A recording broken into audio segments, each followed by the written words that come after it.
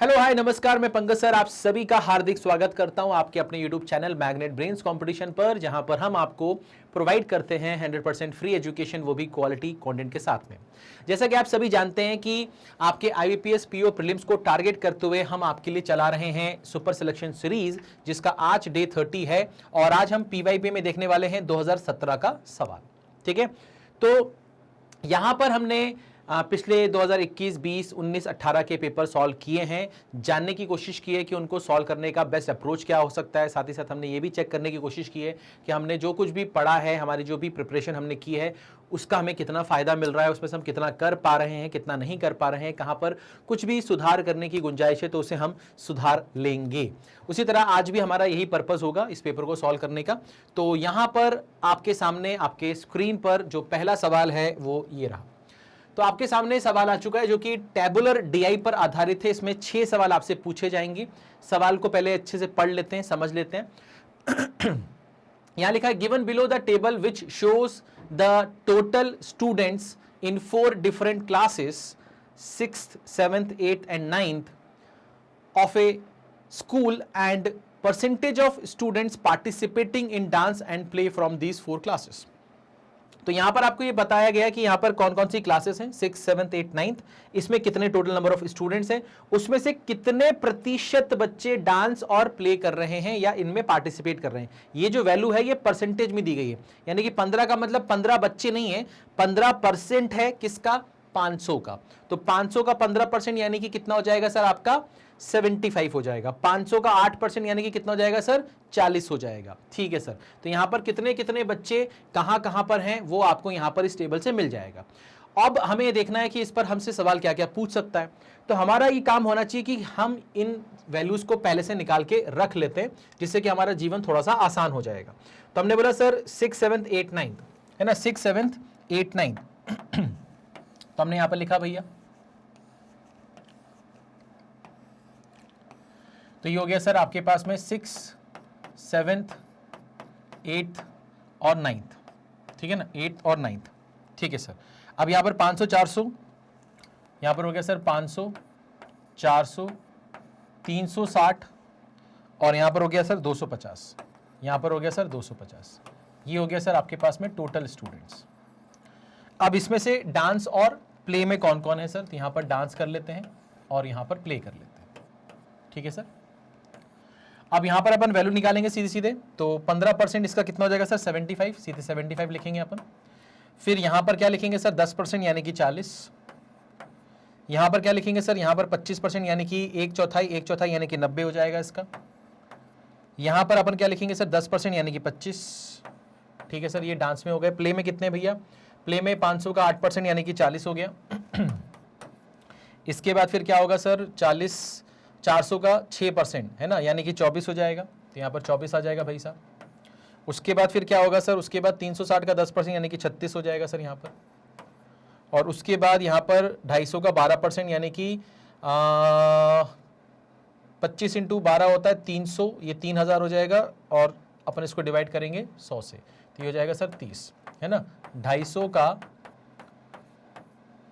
का 12% निकालना था, तो यहाँ से ये 0 हटा के यहाँ पर दे दिया। ठीक है, अब ये 25% हो गया, 25% यानी कि इसका 1/4 कर देंगे तो कितना आएगा 30 आएगा। ऐसे भी आप सोच सकते हो। ठीक है, चलो आगे बढ़ते हैं। अब यहाँ पर ये डेटा आ चुका है, आप देखते हैं सवाल में क्या क्या पूछा गया है। तो सवाल पे आते हैं। सवाल में बोल रहा है what is the ratio between students participating in dance, ठीक है, in class 7th and 9th together, class 7th and 9th together. ठीक है, 7th and 9th टूगेदर। ठीक है sir, 7th and 9th together to the student participating in play, ठीक है, of class 6th and 8th, 6th and 8th। तो यहाँ पर क्या है सर, यहाँ पर आपके पास में 7th है और यहाँ पर आपके पास में 9th है। ठीक है, इसमें आपको देखना है डांस करने वाले कितने बच्चे हैं। तो 7th और 9th है ना, 7th और 9th। तो 7th और 9th, ये रहा 7th और ये रहा 9th। इसमें डांस वाले कितने भैया 40 और 25 यानी कि 65 बच्चे हो गए यहाँ पर। ठीक है सर, कोई दिक्कत नहीं है। अब क्या बोल रहा है 6th और 8th, 6th और 8th, 6th और 8th में प्ले वाले 6th और 8th यानी कि ये कितना हो गया सर 76, तो ये हो जाएगा सर 76। तो 65 और 76 का रेशो आना चाहिए। हाँ सर, 65 और 76 का रेशो आ रहा है सर। बी ऑप्शन आपका सही जवाब होगा। ठीक है, तो यहाँ पर कुछ भी हाई फाई चीज़ें नहीं है, आपने सिर्फ डेटा निकालना है, डेटा निकाल के आपको सीधे आंसर देना है आसानी से। आगे बढ़ते हैं सर, नेक्स्ट क्वेश्चन देखते हैं। अब यहाँ पर क्या बोल रहा है, what is the average of student who participating in play from all classes. तो आपको ऑल क्लासेस में जितने भी प्ले कर रहे हैं उनका एवरेज बताना है। तो आप बोलोगे सर प्ले करने वाले यहाँ पर आ जाएंगे टोटल, तो आप क्या बोलोगे सर, यहाँ पर 40 और ये 30, 70 और यहाँ पर ये कितना हो जाएगा सर 60, यानी कि 130 हो जाएगा, है ना भाई। ये जो चीज़ है ये आपके पास में 60 है और ये 100 हो गया और ये 130 हो गया। 130 हो गया, कितने भैया 1 2 3 4, यानी कि यहाँ पर आपको बताना है सर 130/4, यानी कि 65/2, ठीक है ना, 65/2, यानी कि 32.5, यानी कि आपका जो आंसर आएगा सर वो कितना आएगा सर, ए आएगा। आपका जो आंसर आएगा वो कितना आएगा सर, ए आएगा। कोई दिक्कत कोई परेशानी किसी भी तरह की नहीं। चलिए, तो सिंपल सरल आसान इजी था। आगे बढ़ते हैं भाई साहब तेजी से। इसके बाद आपके पास सवाल आ गया कि student who are participating in dance from class 7th, तो क्लास 7th में आपको डांस में जाना है। Are what percentage more or less, what percentage more or less than student who are participating in play, कौन सी क्लास से, 9th class से, ठीक है सर। तो मैंने कहा सर यहाँ पर डांस में कौन से 7th है, डांस में 7th है, तो 7th में डांस कितना है सर 40 है, तो ये हो गया सर 40। और 9th में प्ले है, 9th में प्ले है, यानी कितना हो गया सर 30। तो आपसे बोला 40 30 से कितना ज़्यादा है सर, 10 ज़्यादा, कितने प्रतिशत ज़्यादा, यानी कि 30 से कंपैरिजन करना पड़ेगा, तो ये आ जाएगा सर 33 1/3%, 33 1/3%, यानी कि आपका जो सही जवाब होगा वो क्या होगा सर, सी ऑप्शन। आपका जो सही जवाब होगा वो क्या होगा सर, सी ऑप्शन। कोई दिक्कत कोई परेशानी नहीं। आगे बढ़ते हैं, आगे बढ़ते हैं। अब बात करते हैं सर इस सवाल की। आपसे क्या बोल रहा है, what is the sum of student who does not participate in dance and play from class 6th and 9th। तो आपको 6th और 9th में जितने बच्चे डांस और प्ले नहीं कर रहे हैं, है ना, नहीं कर रहे हैं, उनका सम चाहिए, उनका सम चाहिए। मैंने कहा सर यहाँ पर मैं 6 पे चला जाता हूँ, 6 पे चला जाता हूँ। 6 में टोटल बच्चे कितने हैं सर, 500, तो इसमें टोटल बच्चे 500 हैं। इसमें से डांस और प्ले करने वाले हटा देता हूँ, तो डांस और प्ले करने वाले यानी कि यहाँ पर कितना हो जाएगा सर आपका 115, तो यहाँ से 115 हटा दिया, ठीक है ना। ये वो बच्चे आ गए जो डांस और प्ले नहीं करते हैं, प्लस यहाँ पर 9th क्लास में कितने बच्चे हैं सर, 9th क्लास में 250 बच्चे हैं, तो इन 250 बच्चों में से, इन 250 बच्चों में से मैं वो बच्चे हटा देता हूँ जो डांस और प्ले करते हैं। तो डांस और प्ले यहाँ पर कितने करते हैं, 55 बच्चे करते हैं, तो यहाँ पर क्या हो जाएगा सर 55। इनका सम बताना है आपको, ठीक है ना। तो यहाँ पर कितना हो जाएगा सर, यहाँ पर आपका 85, तो 200, तो 385 यहाँ पर आ जाएगा। और यहाँ पर क्या आ जाएगा सर, आपके पास में 50 चला गया और 5 चला जाएगा, तो 195 आ जाएगा सर, ठीक है सर। तो ये 10 हो गया, है ना, कितना हो गया सर, ये 10 हो गया, 5 और 5 10, और 38 और 19 यानी 38 और 20 यानी कि 580, ठीक है ना, 580। तो 580 यानी कि डी ऑप्शन आपका सही जवाब होगा। डी ऑप्शन जो है वो आपका सही जवाब होगा, ठीक है। सिंपल सरल आसान। हमें 6th क्लास में देखना था कि जो लोग डांस और प्ले नहीं करते हैं, इतने लोग करते हैं, तो टोटल में से इतने हटा दिए। 9th क्लास में देखना था कि डांस और प्ले जो लोग नहीं करते हैं, तो मैंने कहा सर इतने लोग हैं, उसमें से इतने लोग करते हैं, तो माइनस किया तो नहीं करने वाले आ गए। इसका सम बताना था बस आपको, ठीक है ना बेटा। चलो आगे बढ़ते हैं, फटाफट आगे बढ़ेंगे, ठीक है ना। अब यहाँ पर बोल रहा है कि 20% of student who participate in dance from class 6th, तो क्लास 6th में डांस करने वाले कितने हैं भाई साहब, क्लास 6th में डांस करने वाले कितने हैं, क्लास 6 में डांस करने वाले सर 75।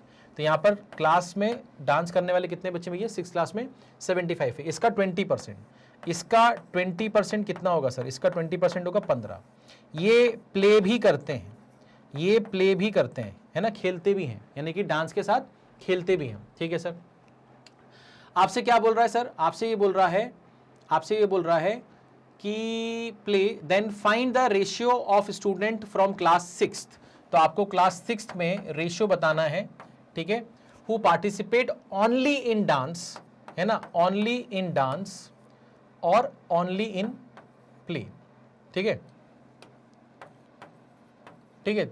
तो यानी कि जो केवल डांस करते हैं और केवल प्ले करते हैं उन बच्चों का आपको रेशियो बताना है। तो मैंने कहा सर ये 75 बच्चे जो थे जो डांस करते थे उसमें से 15 बच्चे जो है वो प्ले भी करते हैं, तो इस 75 में से 15 हटा दूंगा तो यहाँ पर 60 बच्चे होंगे जो सिर्फ डांस करेंगे। हाँ सर, और ये बोल रहा है कि इसमें से 15 बच्चे ऐसे हैं जो प्ले भी करते हैं, तो मैंने कहा यहाँ पर प्ले करने वाले कितने बच्चे हैं, 40 बच्चे हैं। इस 40 में से 15 बच्चे ऐसे भी होंगे जो प्ले भी कर रहे होंगे, जो कि यहाँ पर डांस कर रहे थे। बात समझो बात को, यहाँ पर 75 बच्चे हैं, उसमें से 15 बच्चे ऐसे हैं जो प्ले भी कर रहे हैं, तो यानी कि प्ले करने वाले बच्चे जो हैं यहाँ पर वो ऑलरेडी 40 बता रहा है, यानी कि इस 40 में 15 बच्चे तो ये वाले होंगे जो यहाँ पर डांस भी कर रहे होते, उसको भी हटा देंगे। तो 40 में से 15 जाएगा, कितना बचेगा सर 25। तो ये वो बच्चे जो केवल प्ले कर रहे हैं, ये वो बच्चे हैं जो केवल डांस कर रहे हैं, आपको इसका रेशियो बताना था, ठीक है ना। तो 5 से जाएगा ये ऐसा कुछ, तो ये हो जाएगा सर 12:5, 12:5, यानी कि आपका जो ए ऑप्शन है वो इसका सही जवाब होगा। ठीक है, कोई दिक्कत कोई परेशानी? चलिए आगे बढ़ते हैं, इसको हटाते हैं। अब यहां पर क्या बोल रहा है भैया, आपसे बोल रहा है कि student participating in dance from class 7th, class 7th में डांस करने वाले जो बच्चे हैं, is what percentage of student participating in play, ठीक है, कौन सी क्लास के सर, 9th क्लास के, ठीक है सर। तो आपको 7th क्लास में जाना है, डांस देखना है, 7th क्लास में गए डांस देखना है, 40 हो गया सर, तो ये हो गया सर 40। 9th क्लास में जाना है, प्ले देखना है, 9th क्लास में गए और प्ले किया, कितना हो गया सर 30, ठीक है सर, इंटू कितना 100, तो यहाँ से ये चला गया, 4/3 होता है 1.33, उसमें आपने 100 मल्टीप्लाई करना है, तो ये हो जाएगा सर 1.33, मतलब 1.3333 होता है ये, तो 133.33 हो जाएगा ये, ठीक है ना, यानी कि 133 1/3, 133 1/3 यानी कि डी ऑप्शन हो जाएगा, यानी कि डी ऑप्शन हो जाएगा, ठीक है। तो ये आपका इस सवाल का सही जवाब आने वाला है कि भैया 7th क्लास में जो बच्चे डांस करते हैं और 9th क्लास में जो बच्चे प्ले करते हैं, इसका आपको बताना है कि ये जो चीज़ है ये इसका कितना प्रतिशत है ना, मतलब दोनों का रेशियो निकाल के इंटू 100 करना है, ठीक है भैया, कोई दिक्कत कोई परेशानी नहीं। चलिए आगे बढ़ते हैं। अब आ जाते हैं सर यहाँ पर कुछ इनइक्वालिटी के सवाल हैं, क्वाड्रेटिक इक्वेशन के सवाल हैं, जिसमें एक्स और वाई के बीच में साइन होता है, greater than, less than, greater than equal to, less than equal to, ये आपको यहाँ पर बताना है कि इनके बीच में क्या रिलेशन होगा। तो दो इक्वेशंस रहती हैं और एक्स की दो वैल्यूज, वाई की दो वैल्यूज निकालो, आपस में कंपेयर करो और बताओ रिश्ता क्या है। तो x² - 5x + 6 = 0, 3y² + 3y - 18 = 0। आपसे बोल रहा है कि भैया एक्स और वाई में क्या रिलेशन है, तो कैसे इसको अप्रोच करेंगे सर, कैसे इसको अप्रोच करेंगे, ध्यान से देखो। मैंने इसको सॉल्व किया तो मैंने कहा सर यहाँ पर अगर -2 और -3 को जोड़ेंगे तो -5 आएगा, मल्टीप्लाई करेंगे तो 6 आएगा, हाँ आएगा, सेटिस्फाई कर रहा है, हाँ कर रहा है, साइन चेंज कर दो। और x² का कोई कोफिशिएंट नहीं है तो यही आपके x के रूट्स हो गए, ठीक है सर। इसको सॉल्व करते हैं, यहाँ पर 3 × 18 कितना हो गया सर, 3 × 18 54 हो गया। तो आपको मालूम है कि 9 में से जब 6 जाएगा तो आपके पास में 3 आएगा, हाँ, और मल्टीप्लाई करने पे माइनस का 54 आएगा, हाँ आएगा, सेटिस्फाई कर रहा है, हाँ कर रहा है, तो साइन चेंज कर दो। और उसके बाद y² का जो कोफिशिएंट है उससे डिवाइड करना ना भूलें, तो ये आ जाएगा सर -3, ये आ जाएगा सर +2। तो ये आपके पास में y की वैल्यू आ गई। अब आपको x और y के बीच में क्या बताना है सर, रिश्ता बताना है। तो यहाँ पर जो 2 है वो इससे क्या है सर, बड़ा है, और इसके क्या है सर, बराबर है। 3 जो है वो इससे बड़ा है, इससे भी बड़ा है, यानी कि x जो है वो बड़ा और बराबर है y से, x जो है बड़ा और बराबर है किससे, y से। बात समझ में आ रही होगी आपको, ठीक है। तो ये तो आपकी फिंगर टिप्स पे होने चाहिए सर ये टॉपिक्स, है ना। यार ये टॉपिक्स पे कोई भी सवाल आएगा तो सर हम तो फोड़ देंगे, क्योंकि इसकी बहुत प्रैक्टिस हमने करवाई है आपको, ठीक है। तो इसमें मेरे ख्याल से आपको कोई दिक्कत नहीं होनी चाहिए, फटाफट आगे बढ़ेंगे, स्पीड को मेंटेन करेंगे। आपके पास बोला जा रहा है x² - 11x + 30 = 0, y² + y - 20 = 0। आपको x और y में रिलेशन बताना है। क्या करेंगे सर, देखिए यहाँ पर आप बोलेंगे सर यहाँ पर -6 और -5 जोड़ने पे -11, मल्टीप्लाई करने पे +30, सेटिस्फाई कर रहा है, हाँ कर रहा है, साइन चेंज कर दो। x² का कोई कोफिशिएंट नहीं है, यही आपके x के रूट्स हो गए। इसको सॉल्व करेंगे तो आपको समझ में आना चाहिए कि 5 में से जब 4 जाएगा तो 1 बचेगा, मल्टीप्लाई करने पे -20 आ रहा है, हाँ आ रहा है, सेटिस्फाई कर रहा है, कर रहा है, साइन चेंज कर दो। यही आपके y के रूट्स हैं, क्योंकि y का कोई कोफिशिएंट, y² का कोई कोफिशिएंट नहीं है। अब आपको x और y में रिलेशन बताना है। 6 जो है वो इससे और इससे दोनों से बड़ा है, ठीक है। 5 जो है वो इन दोनों से बड़ा है, यानी कि x जो है वो बहुत बड़ा है, ठीक है ना, बहुत बड़ा वाला भाई साहब ये। तो यहाँ से क्या होगा सर, ये ए ऑप्शन आपका सही होगा, ए ऑप्शन आपका सही होगा। कोई दिक्कत कोई परेशानी मेरे ख्याल से आपको नहीं होनी चाहिए। फटाफट आगे बढ़ते हैं। स्पीड को मेंटेन करना है अपने को, ठीक है, स्पीड को मेंटेन करना है। आपसे बोल रहा है sir 2x² plus 2x minus 4 is equal to 0, y² minus 5y plus 4 is equal to 0, X और वाई में रिलेशन क्या होगा। तो मैं क्या करने वाला हूं, ध्यान से देखो। यहां पर क्या हो रहा है, 4 2 8 माइनस का हो रहा है, तो मुझे मालूम है कि 4 में से जब 2 जाएगा तो 2 बचेगा पॉजिटिव का, हाँ, और इन दोनों को मल्टीप्लाई करेंगे तो माइनस का 8 आएगा, हाँ, सेटिस्फाई कर रहा है, हाँ कर रहा है, तो साइन चेंज कर दो। उसके बाद फिर x² के कॉफिशिएंट से डिवाइड करना ना भूलो, तो ये आएगा -2 और 1, ये आपके पास में x के रूट्स आ गए सर, ये आपके पास में x के रूट्स आ गए। यहाँ पर अगर हम बात करेंगे तो यहाँ पर अपने को समझ में आएगा कि यहाँ पर -4 और -1 जोड़ने पे -5, मल्टीप्लाई करने पे +4, सेटिस्फाई कर रहा है, हाँ कर रहा है, तो साइन चेंज कर दो। यही आपके y के रूट्स हैं, क्योंकि y² का कोई कोफिशिएंट नहीं है। अब x और y के बीच में अपने को रिलेशन बताना है क्या होगा। तो ये जो है ये दोनों से छोटा है, ये जो है ये इससे छोटा है और इसके बराबर है, यानी कि x जो है वो y से छोटा और बराबर है, x जो है वो y से छोटा और बराबर है, यानी कि आपका जो डी ऑप्शन होगा वो इसका सही जवाब होगा। ठीक है बेटा, कोई दिक्कत कोई परेशानी नहीं, आगे बढ़ सकते हैं। फटाफट आगे बढ़ेंगे और इसको देखेंगे। यहाँ पर क्या बोल रहा है सर, यहाँ पर बोल रहा है आपके पास में x² plus 6x minus 16 is equal to 0, और फिर बोल रहा है कि sir y² minus 6y plus 5 is equal to 0। आपसे बोल रहा है कि भैया यहाँ पर क्या हो सकता है, ठीक है। तो यहाँ पर हम क्या करेंगे सर, देखो मैंने यहाँ पर ये बोला कि 8 में से जब 2 जाएगा तो 6 आएगा, हाँ, और मल्टीप्लाई करने पे माइनस का 16, हाँ, सेटिस्फाई कर रहा है, हाँ, तो साइन चेंज कर दो। ठीक है सर, x² का कोई कॉफिशिएंट नहीं है तो यही आपके x के रूट्स हो गए। ठीक है सर, इसकी बात करें तो यहाँ पर कितना होगा सर, यहाँ पर हो जाएगा -5 और -1, जोड़ने पे माइनस का 6, मल्टीप्लाई करने पे प्लस का 5। ठीक है सर, सेटिस्फाई कर रहा है, हाँ, साइन चेंज कर दो। y² का कोई कॉफिशिएंट नहीं है तो यही आपके क्या है सर, y के रूट्स हैं। अब आपको x और y में तुलना करनी है। -8 जो है वो इन दोनों से क्या है सर, छोटा है, +2 जो है वो 5 से क्या है सर, 5 से वो छोटा है, बट 1 से वो बड़ा है। जैसे ये साइन देखा हमने कहा भैया ये रिश्ता नहीं हो सकता, relation can not be establish, relation can not be establish. Okay man, are you getting my point. आगे बढ़ते हैं, आगे बढ़ते हैं।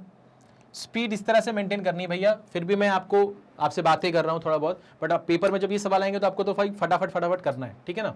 चलिए आगे बढ़ते हैं। इसमें क्या बोल रहा है, x² minus 4 is equal to 0, y² minus 9y plus 20 is equal to 0। आपको x और y के बीच में रिलेशन बताना है क्या होगा। तो यहाँ पर हम क्या कर सकते हैं सर, यहाँ से हम ये बोल सकते हैं कि x की जो वैल्यू होगी वो +-2 होगी। यहाँ पर अगर हम बात करें तो यहाँ पर -4 और -5 जोड़ने पे -9, मल्टीप्लाई करने पे प्लस का 20, सेटिस्फाई कर रहा है, हाँ कर रहा है, साइन चेंज कर दो। और यही आपके y के रूट्स हैं, क्योंकि y² का कोई कोफिशिएंट नहीं है। अब आपको x और y में रिलेशन बताना है। तो यहाँ पर 2 वैल्यूज हैं ना, यहाँ पर एक 2 है, एक -2 है। जो 2 है वो 5 से छोटा है, 4 से भी छोटा है, -2 तो इन दोनों से छोटा है ही, यानी x जो है वो y से बहुत छोटा है, x जो है वो y से बहुत छोटा है। तो x अगर y से बहुत छोटा है तो आपका सी ऑप्शन सही जवाब होना चाहिए। ठीक है, तो हमारे पहले 6 क्वेश्चन जो थे वो टेबुलर DI पर था, ये 5 क्वेश्चन हमारे जो थे वो क्वाड्रेटिक इक्वेशन पर थे। तो ये हमारे टोटल 11 क्वेश्चन कंप्लीट होते हैं। अब हम आगे बढ़ेंगे और अब हम देखेंगे नेक्स्ट हमारे पास में क्या है। अब हमारे पास में सिंप्लीफिकेशन एंड अप्रॉक्सीमेशन के सवाल है। हमें इसको पहले अप्रॉक्सीमेट करना है और फिर इसको सिंप्लीफाई करना है और बताना है कि इसके आंसर क्या होंगे। ठीक है ना, चलिए भैया। तो यहाँ पर आपका जो कैलकुलेशन है वो भी अच्छा होना चाहिए और अप्रॉक्सीमेशन भी अच्छा होना चाहिए। यहाँ पर लिखा है sir square root of 80.997 minus square root of 25, ये एक ब्रैकेट में है, इनटू फिर एक दूसरा ब्रैकेट है उसमें लिखा हुआ है square root of 120.90 plus square root of 16.02। तो आपको यहाँ से ये चीज़ समझ में आ रही होगी कि हम इसको क्या ले सकते हैं सर, 81 ले सकते हैं, इसको क्या ले सकते हैं सर, इसको 25 ले सकते हैं। तो ये एक चीज़ आपकी आ जाएगी, इनटू यहाँ पर इसको अपन 121 ले सकते हैं और इसको अपन 16 ले सकते हैं। तो यहाँ पर ये 9 बनेगा, ये 5 बनेगा, ये 11 बनेगा और ये 4 बनेगा। 9 में से 5 गया, 4 हो जाएगा, ये कितना हो जाएगा सर आपके पास 15 हो जाएगा। तो आंसर कितना होगा सर, 60 होगा। तो आपका जो आंसर आएगा सर इस सवाल का वो कितना आएगा सर, 60 आएगा। ठीक है ना, कोई दिक्कत कोई परेशानी किसी भी तरह की नहीं, फटाफट आगे बढ़ेंगे भाई सब, है ना। आसान सा सवाल था, टुच्चा सवाल था, टुच्चा। आगे बढ़ते हैं। अब यहाँ पर क्या सवाल है सर, आपके पास है 55.01 minus 345.02 divided by 22.99 is equal to 2 into something. तो आपको ये जो समथिंग है क्वेश्चन मार्क है, ये आपको पता लगाना है। तो आपने बोला सर ये 55 मान लेते हैं, माइनस ये 345 है, इंटू ये 1/23 हो जाएगा, इज इक्वल टू ये 2 इंटू पी है, 2 इंटू पी है। अब यहाँ पर अगर इसको 23 से कैंसिल करें तो 23 से अगर एक बार जाएगा तो कितना, 23 चला गया, बचेगा कितना सर यहाँ पर आपके पास में 11 और ये 15 हो जाएगा, यानी कि 5 बार में जाएगा ये, ठीक है सर। तो ये कुल मिलाकर 15 हो गया, 55 में से 15 गया तो कितना बचेगा sir 40 is equal to 2 into P, यानी कि पी की वैल्यू कितनी होगी सर 20, पी की वैल्यू कितनी होगी सर 20, यानी कि फर्स्ट ऑप्शन आपका इस सवाल का सही जवाब होगा, है ना। फर्स्ट ऑप्शन आपका इस सवाल का सही जवाब होगा। कोई दिक्कत, कोई परेशानी किसी भी तरह की? आगे बढ़ते हैं, आगे बढ़ते हैं। चलिए भाई साहब, स्पीड को बढ़ाएंगे भाई साहब, जहां पर टाइम लगेगा वहां पर टाइम देंगे भाई साहब। अब यहां पर अपन टाइम बचा सकते हैं तो अपन बचाएंगे। जब भी आप प्रैक्टिस भी करो कभी तो आप ऐसे ही करो ना कि जो हो रहा फटाफट फटाफट करते जाओ, आगे बढ़ो, स्पीड को रोको मत, ठीक है ना। ये सवाल आ गया सर, स्क्वायर रूट के अंदर है 3099.985 डिवाइडेड बाय 62.001 प्लस 14.001, क्या होगा, क्या होगा? ठीक है, तो यहां पर हम ये बोल सकते हैं कि सर ये जो चीज लिखी हुई है, ये जो चीज लिखी हुई है, ये लिखा हुआ सर आपका 3100 इंटू 1/62 प्लस यहां पर कितना हो जाएगा सर 14 हो जाएगा, ठीक है सर। तो यहां पर ये जो है ये आपका कितने बार में जाएगा सर, 50 बार में जाएगा, 50 और ये 14 कितना हो गया सर 64 हो गया, इसका स्क्वायर रूट कितना आएगा सर 8 आएगा, तो आंसर कितना आएगा सर 8 आएगा। सिंपल, सरल, आसान, इजी इजी इजी इजी, ठीक है। चलिए आगे बढ़ते हैं। यहां पर आ गया सर 111.99 इंटू 5 ब्रैकेट के अंदर था ये, divided by 14 is equal to 11.002 plus something. तो आपने बोला सर ये जो है ये आप मान सकते हो 112 into 5 into 1/14 minus 11 is equal to something, ये कर सकते हैं? हाँ सर कर तो सकते हैं, बिल्कुल कर सकते हैं, मेरे ख्याल से मुझे तो कोई दिक्कत नहीं है।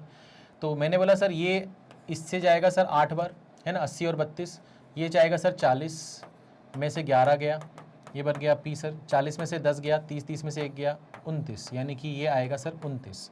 तो आपका जो आंसर आएगा सर वो क्या आएगा सर 29, ठीक है।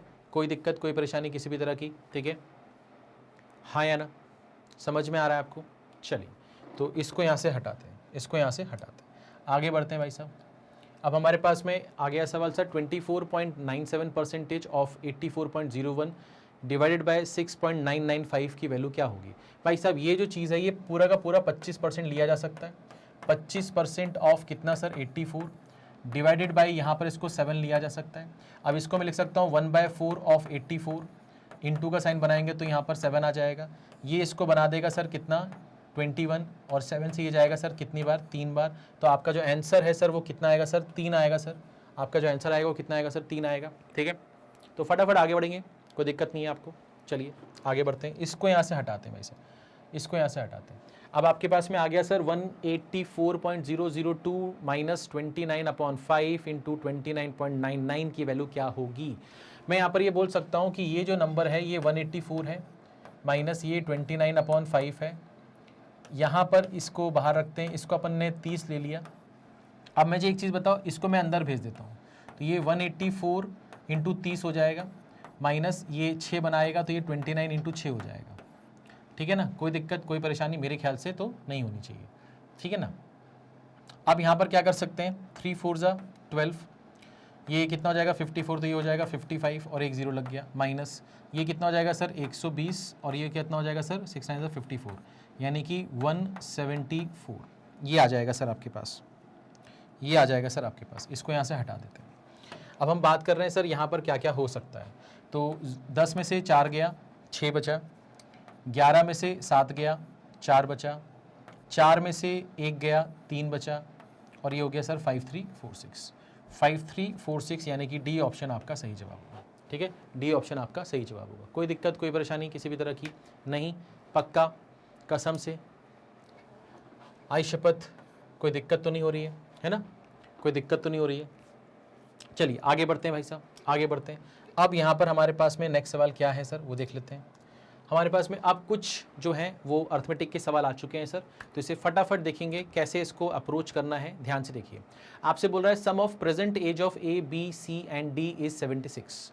अभी वर्तमान में ए बी सी डी की जो एज है उसका जो टोटल है वो 76 है। आपसे बोला आफ्टर 7 ईयर्स, 7 साल बाद, अभी से 7 साल बाद ratio of their edges is 765 feet. आज से 7 साल बाद इन चारों की एज का जो रेशियो होगा वो 7658 होगा। आपसे बोला है what is C's present age, present age बताना है आपको सी का। ध्यान से देखिए सर, अप्रोच कैसे करेंगे, अप्रोच कैसे करेंगे। मैंने बोला सर प्रेजेंट में आपके पास में ए बी सी और डी है, इनकी एज क्या है मुझे अभी पता नहीं है, मगर इनकी एज का जो टोटल है वो आपके पास में कितना है सर, अभी 76 है। ठीक है सर, हाँ या ना। अभी आपसे अगर मैं 7 साल बाद की बात करूं, 7 साल बाद की बात करूं तो इनकी एज का जो रेशियो हो जाएगा वो 7, 6, 5 और 8 हो जाएगा। और अभी से 7 साल बाद क्या होगा सर, इन सब की एज जो है वो 7 से इंक्रीज होगी, 4 लोग हैं तो 28 से इंक्रीज हो जाएगी, तो यहाँ पर ये 28 हो जाएगा। तो यहाँ पर आपको ये पता होना चाहिए कि यहाँ पर इसका जो टोटल है ये कितना हो रहा है सर, ये 7 और 5 12, 12 और 8 20 और ये 6 26, यानी कि इसकी जो वैल्यू है वो 26 यूनिट है। इसकी जो वैल्यू है वो कितनी है सर, 26 यूनिट है। और 26 यूनिट जो है, 26 यूनिट जो है वो मेरे हिसाब से कितना है सर, 76 + 28। अगर 76 में अगर मैं 30 जोड़ दूं, ठीक है, तो ये कितना हो जाएगा सर, 106 हो जाएगा। 2 कम कर दो, ये 104 हो जाएगा। ठीक है सर, तो यहाँ से 1 यूनिट की वैल्यू हम निकाल सकते हैं सर, हाँ निकाल सकते हैं। तो 1 यूनिट के लिए कितनी आएगी सर, 4 आएगी। 1 यूनिट के लिए अगर 4 आ गई, इसका मतलब ये ए है, ये बी है, ये सी है, तो सी की जो एज आएगी वो इसके हिसाब से कितनी आएगी सर, 20 आएगी। बट ये 20 तो अभी है ना, अभी इस समय है ना, आपको तो प्रेजेंट में चाहिए, प्रेजेंट में चाहिए, प्रेजेंट में चाहिए, यानी कि आपको 7 साल कम करना पड़ेगा। 7 साल कम करोगे तो 7 साल बाद जो इसकी एज होगी वो कितनी होगी सर, 13 होगी। 7 साल पहले मतलब जो इसकी एज होगी वो 13 होगी। हम अभी कहाँ पर खड़े हैं सर, अभी से 7 साल बाद खड़े हैं। तो अभी से 7 साल बाद की एज मेरे पास आ चुकी है, मुझे प्रेजेंट में जाना है तो मुझे 7 साल यहाँ से कम करने पड़ेंगे, यानी कि यहाँ पर क्या आ जाएगा सर, 13 आ जाएगा। यानी कि यहाँ पर सी का जो प्रेजेंट एज है वो कितना भाई साहब, 13 है। ठीक है, ठीक है भाई, हो गया, समझ में आ गया है ना। हमें ABCD की जो प्रेजेंट एज का टोटल था वो 76 दिया गया था। 7 साल बाद इनकी जो भी एज होगी उसका रेशियो हमारे पास में था। हमने अभी का जो टोटल है उसको 28 से बढ़ा दिया, क्योंकि सबकी एज अगर 7 से बढ़ेगी तो 4 लोगों की एज मिलाकर 28 से बढ़ जाएगी। तो अभी से 7 साल बाद इन सबकी एज का जो टोटल होगा वो आपका 104 हो जाएगा। जबकि यहाँ पर अगर हम इसको 7x, 6x, 5x और 8x मानते तो ये आता सर 26x। तो 26x की वैल्यू 104 है, तो x की वैल्यू कितनी हो जाएगी सर, 4 हो जाएगी। यानी कि इस समय ये 20 साल का होगा, कौन, सी। बट हमें वर्तमान में चाहिए तो ये 7 साल बाद की एज बता रहा है, तो वर्तमान के लिए मुझे इसमें से 7 कम करना पड़ेगा, यानी कि मेरा आंसर होगा 13। ठीक है ना, चलो आगे बढ़ते हैं, इसको यहाँ से हटा देते हैं भाई। या अब बात करते हैं इस एज की, इस सवाल की। तो आपसे यहाँ पर क्या बोल रहा है, sum of length of 2 trains A and B is 660। तो 2 ट्रेन हैं, उनकी लंबाई का जो योग है, सम है, वो 660 है। आपसे बोल रहा है ratio of speed of A and B is 5:8। 2 ट्रेनों की जो स्पीड का रेशियो है वो 5:8 है। Ratio between time to cross an electric pole by A and B is 4:3। ये दोनों ही किसी इलेक्ट्रिक पोल को, खंबे को पार करती हैं, तो उसमें पार करने में जो ये समय लेती हैं उस समय का जो रेशियो है वो 4:3 है। आपसे बोल रहा है कि find the difference in length of 2 train. आपको इन दोनों ट्रेनों की लंबाई का डिफरेंस बताना है। तो पहले मैं आपको इसको ट्रेडिशनल तरीके से बताता हूँ, फिर इसका एक शॉर्टकट भी बता दूंगा मैं आपको। कैसे करेंगे सर, ध्यान से देखिए। मैंने बोला सर इन दोनों की लेंथ जो है वो L1 और L2 है, और इसका टोटल है 660। अब A और B की अगर बात करें, है ना, यहाँ पर A और B लिख लेते हैं अपन, तो आपको थोड़ा और क्लियर होगा। तो दोनों ट्रेन की लंबाई का टोटल 660 है। अगर इनकी स्पीड का रेशियो अगर अपन देखें तो इनकी स्पीड का जो रेशियो है वो कितना है सर, 5:8 है। तो यानी कि हम इसको मान लेते हैं कि ये 5x होगा और ये आपका 8x होगा। फिर अगर हम इनके टाइम की बात करें तो टाइम का जो रेशियो है दोनों का, वो जो दिया है वो 4:3 दिया गया है। तो हम इसका टाइम मान लेते हैं 4y और इसका मान लेते हैं सर 3y। अच्छा, जब ये किसी खंबे को पार करेंगे तो कौन सी लंबाई पार करेंगे, अपनी लंबाई पार करेंगे। किस स्पीड से पार करेंगे, अपनी स्पीड से पार करेंगे। और उसमें पार करने में जो समय लगेगा वो समय आपको दिया गया है। ठीक है, जिस स्पीड से पार कर रहे हैं वो भी आपके पास है। तो आप क्या करोगे, आप बोलोगे सर अगर मैं इसको और इसको मल्टीप्लाई कर दूं तो ये क्या आ जाएगा सर, 20xy, ये फर्स्ट ट्रेन की लंबाई आ जाएगी। और जब मैं इसको और इसको मल्टीप्लाई करूंगा तो ये 24xy आ जाएगा, ये सेकेंड ट्रेन की लंबाई आ जाएगी। और इसका टोटल जो है, जो कि मेरे हिसाब से कितना हो रहा है सर, 44xy हो रहा है। ये मेरे सवाल में कितना दिया है सर, 660 दिया है। यानी कि यहां से मैं xy की वैल्यू निकाल सकता हूं 15। तो यहां से मेरे पास में xy की वैल्यू कितनी आ जाएगी सर, 15 आ जाएगी। आपसे बोल रहा है कि इन दोनों ट्रेनों की लंबाई का डिफरेंस बता दो, यानी कि इसी चीज का आपको डिफरेंस बताना है। तो 24 और 20 का डिफरेंस कितना होगा सर? 4xy हो जाएगा। तो 4xy की वैल्यू आपको पता लगानी है। xy की वैल्यू 15 है, तो 4xy कितना होगा? 4 गुना करने पर 60 हो जाएगा। तो ये आपके सवाल का जवाब आ जाएगा, ये आपके सवाल का जवाब आ जाएगा। कोई दिक्कत, कोई परेशानी किसी भी तरह की, हाँ या ना?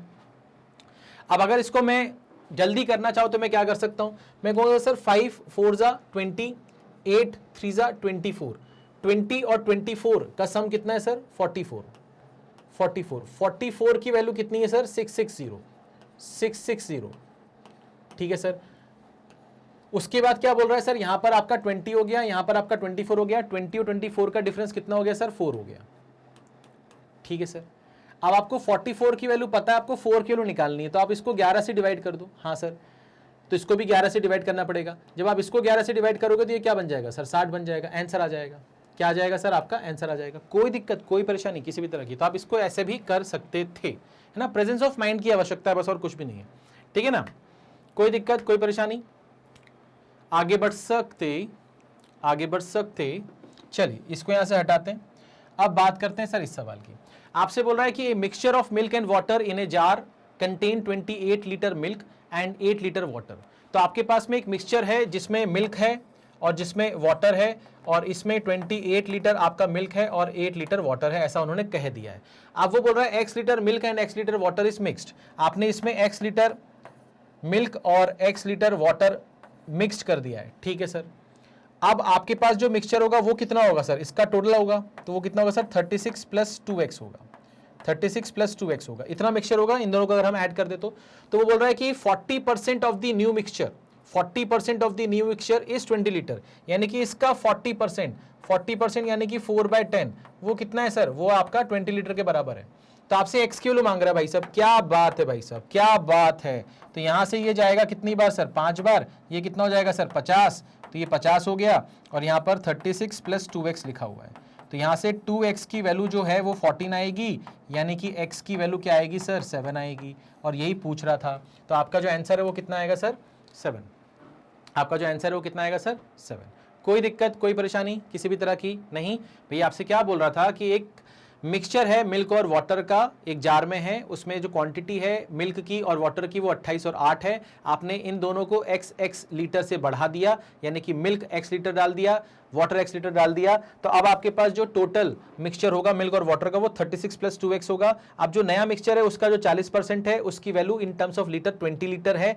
आपसे बोल रहा था कि x बता दो। ठीक है, सिंपल, सरल, आसान, ईजी।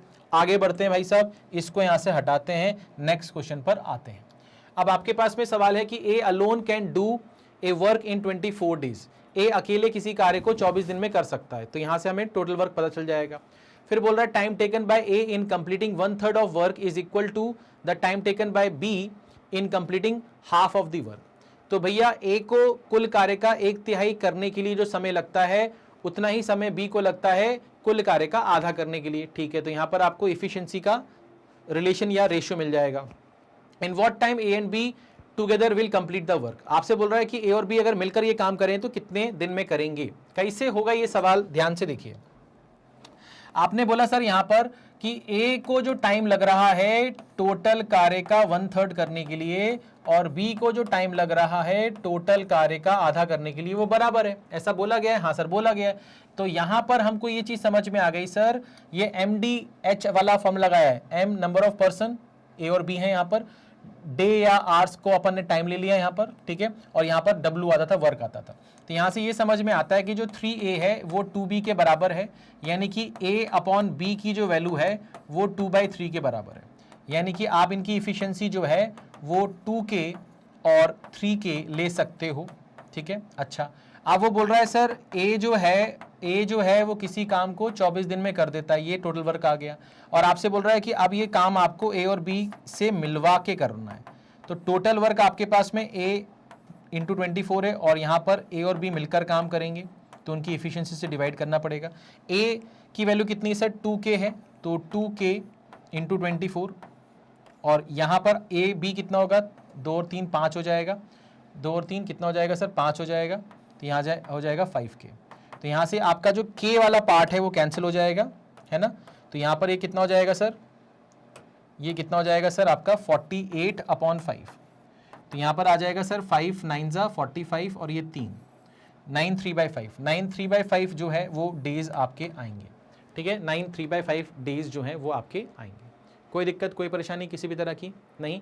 तो इसका जो आंसर होगा वो क्या होगा सर, डी ऑप्शन होगा। इसका जो आंसर होगा वो क्या होगा सर, डी ऑप्शन होगा।